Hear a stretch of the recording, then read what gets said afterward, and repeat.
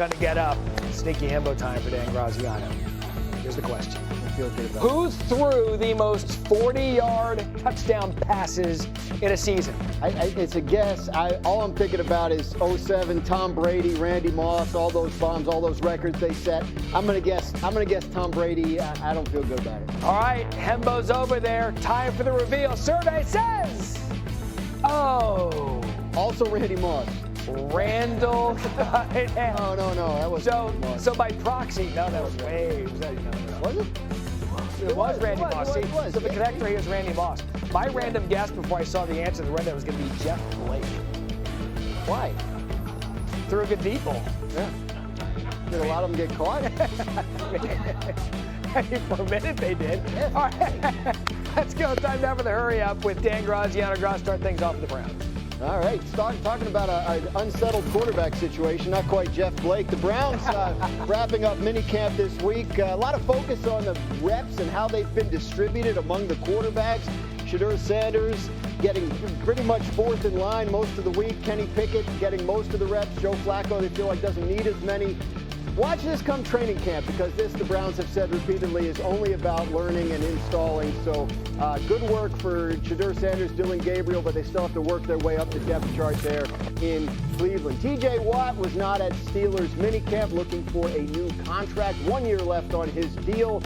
His deal is paying him about $21 million this year. The top of the edge rusher market's about $40 million at this point, so he wants more. We'll see how that goes as the offseason goes along. Remember, his last contract extension, he didn't sign until a couple of days before the season. That was, I think, 4 years ago. Time flies. The Bengals dealing with an issue with their star edge rusher, Trey Hendrickson. He was not at minicamp. He's been extremely vocal about wanting a new contract, set to make about $16 million this year. He led the league in sacks, feels like he should be paid a lot more. That contract standoff continues, along with one with their first-round rookie, Lamar. Bengals have some issues up front on defense. Contractually, they got to get worked out. So before we get to the Bengals big picture, by the end of the show, Hembo's going to give me some Jeff Blake stats. I want to show Jeff Blake. Side note, Jeff Blake, former teammate of mine, Junior Whopperhands. See, it all comes back to Jeff Blake at some point. It all connects. Former Bart Scott quarterback teammates are in a reference. I played with a lot of bad quarterbacks. Jeff Blake, not one of them. There you go. See, all right, so as for the current Bengals, not the mid-'90s Bengals, what's going on there? What do they do? They do this to themselves. And, because they're an old school organization, they really don't, get proactive and ahead. They're kind of like Dallas. They operate old school, and what happens is people outplay their contracts. You talk about Trey Henderson. Like, everybody knows that he should be properly compensated, and we understand that he's 30 years old, but he's giving you 35 sacks in 2 years. He's been just as good as Myles Garrett in one of the toughest divisions in all of football, and one of his best abilities is availability, and he's a great guy, high character guy, and they should do the right thing by him. So you can say whatever you want, but when Danielle Hunter got paid, then that's the comp. You look at Myles Garrett, 30 years old, that's the comp. Listen, I know we talk about, I talk about Steve McNair, but 30 is like the new 28. Like, he still has a lot of good years left in him. 3 years, guys train better, they last longer. You can't go off of the old metrics, how players used to diminish after 30. It used to be the kiss of death. And back to Bart's point, from a strategic standpoint, they waited on T. Higgins, and Jamar Chase paid a massive premium. We know that T.J. Watt will get done, as Graz referenced, probably later than sooner.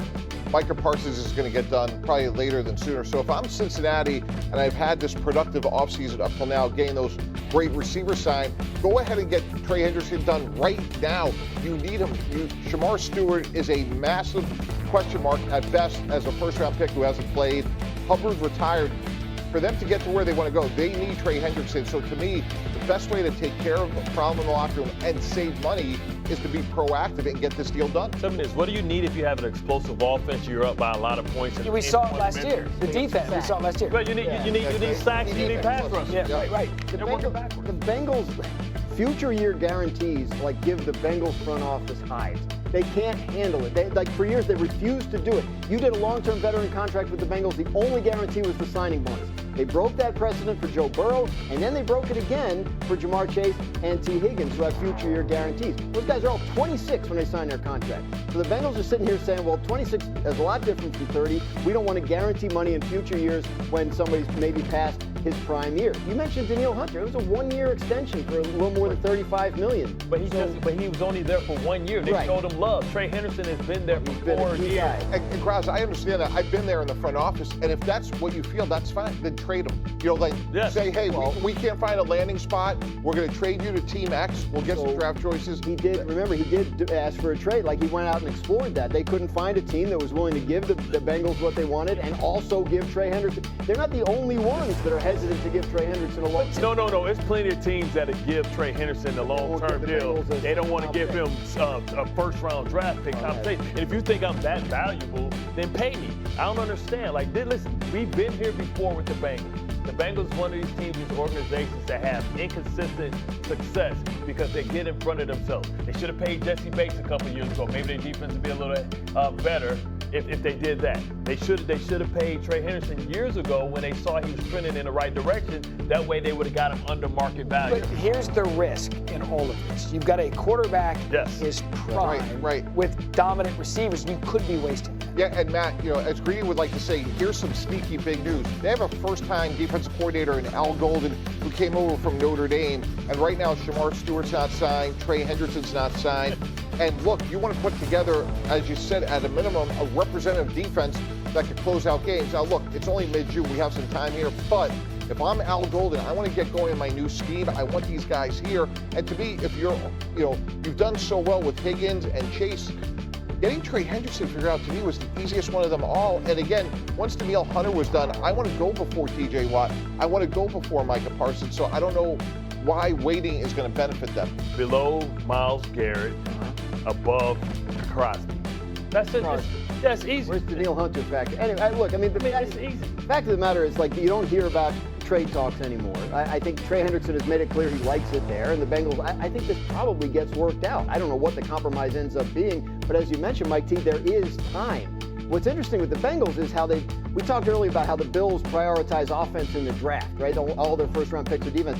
It seems like in terms of where they put their money, the Bengals prioritize offense and not defense. They mentioned Jesse Bates. They let him walk. So if you're going to do that, you got to draft like crazy on the defensive side of the ball. And if you draft a guy in the first-round defense, you got to get him signed. The old Colts were the same way, but they always paid Freeney and Mathis. They make sure they pay those outside guys. Certain positions are at a premium. Bottom line, though, you've got one of the best quarterbacks in the league, and if you don't get this thing sorted out defensively, you could be wasting one of the great offenses coordinator.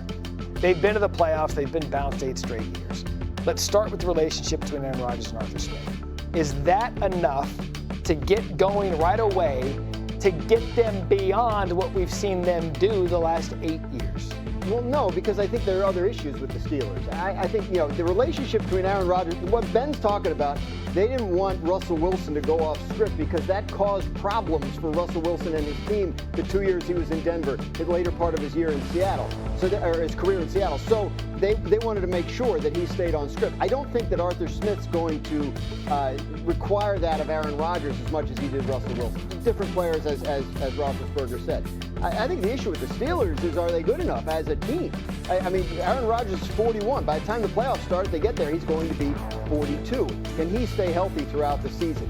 They have one established receiver, DK Metcalf, who over a 6-year NFL career has averaged 73 catches a year. Their average age on their starting defense is right around 28, which would make it one of the oldest in the league, and they don't even have TJ Watt in camp yet because of a contract dispute. They got a rookie running back. God help that kid if he blows something in pass protection early on. Right. Like, there are some issues with this team that go well beyond what is Arthur Smith and Aaron Rodgers' relationship going on. Mike T, they could have gone one and done in the playoffs this year with Mason Rudolph, the quarterback. But they did, they did 2 years ago. That's right. So they got Aaron Rodgers to get over that one and done 8-year slump. Yeah, and if you're looking at it as the glass is half full, what does Arthur Smith want to do? He wants to be under center play action. Hembo gave me great stats. Over the last couple of years, 41% under center for Arthur Smith, well above league average, 31% play action. So Caleb Johnson, the rookie that Dan was referencing, is really the key here. If they can run the ball effectively, Matt, then yes, I think the Aaron Rodgers move has a chance of working in a really material way, because that's what Aaron Rodgers can do.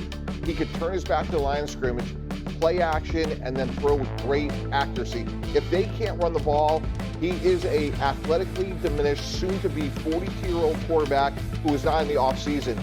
Art, you know the history in our league says when you're not in the offseason program and you're over 40, the odds are massively against you. Again, I give Aaron Rodgers credit for signing and trying to do this, but why not do it 2 months ago? Give yourself the best chance to be successful.